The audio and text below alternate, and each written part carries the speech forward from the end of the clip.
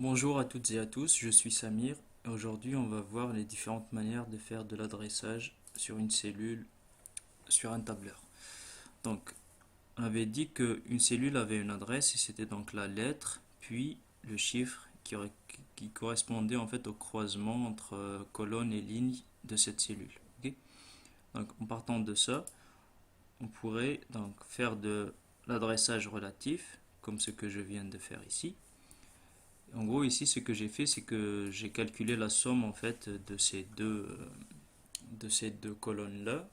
Et vu que j'ai utilisé un adressage relatif, en l'occurrence, j'ai écrit B7 plus C7. Donc, l'adresse de la cellule en question, c'est juste la lettre puis le chiffre. Excel avait euh, donc en généralisant, il avait compris que je voulais à chaque fois donc incrémenter donc le calcul, ou bien incrémenter l'adresse des cellules qu'on a utilisées pour les calculs. Voilà. Donc là par exemple, on voit que à chaque fois il y a les deux, donc la cellule bleue et la cellule rouge donc changent de position. Ok.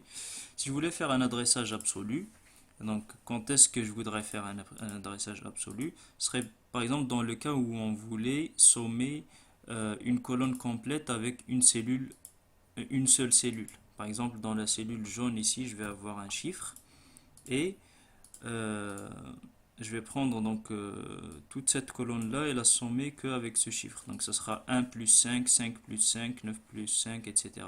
Là, je vais utiliser un adressage absolu.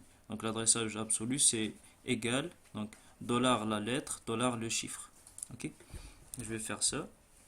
Je clique sur ma première cellule et je lui ajoute donc la cellule jaune qui est aussi rouge ici. Donc, mais cette fois, au lieu d'écrire donc son adresse relative, je vais écrire son adresse absolue. Donc, je rajoute deux fois dollar, donc dollar $W, dollar 7. Je valide. Et là, donc en généralisant, je vais voir ici que il a pris en compte ce que je voulais faire. Donc, c'est 1 plus 5, 5 plus 5, 9 plus 5, etc.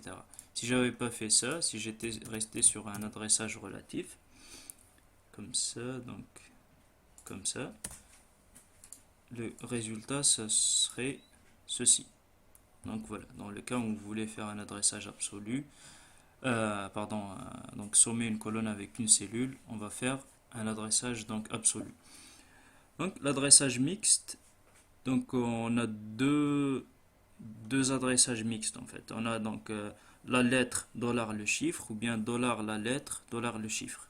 Quand est-ce qu'on utilise ces deux manières de faire ça? En fait là j'ai sommé ici cette colonne avec cette cellule. Si je voulais faire la même chose ici, et pour faire ça j'ai utilisé donc deux fois dollar. J'ai mis là je l'ai enlevé mais je vais le remettre là tout de suite.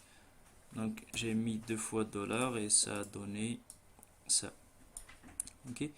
J'aurais pu le faire autrement et ne mettre qu'un seul dollar, ce que je vais faire là ici. Donc écrire égale cette colonne. Là, je vais faire cette colonne plus cette cellule. Ok. Donc égal ça plus ça. Et là, je vais utiliser donc un adressage mixte. Donc ce sera la lettre dollar chiffre. Voilà. Et donc le raccourci pour écrire les dollars, sur PC en tout cas, sur Mac je ne le sais pas, mais sur PC c'est la touche F4 sur le clavier. Ou alors on écrit les dollars sur le clavier directement. Ok, donc là je généralise. Et là j'ai bien ce que je voulais, donc 1 plus 5, 3 plus 5, etc. Donc une autre manière de faire de l'adressage mixte, ce serait faire donc toute cette ligne là, sommer toute cette ligne avec cette cellule. Donc on va faire ça égale cette cellule plus cette cellule, mais cette fois je vais utiliser un adressage mixte. Donc je vais écrire dollar lettre dollar chiffre, dollar lettre chiffre, comme ça. Je valide et là je généralise vers le côté et donc j'ai bien le résultat que je voulais. Donc 1 plus 5, 6, 3 plus 5, 8, etc. Mais par contre ici, si j'avais généralisé donc dans ce côté-là, qu'est-ce que je vais avoir? Comme Excel donc a pris quoi en compte?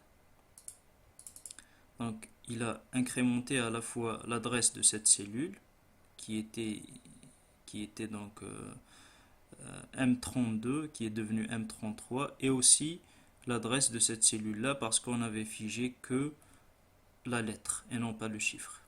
Voilà. Merci pour votre attention et à la prochaine vidéo.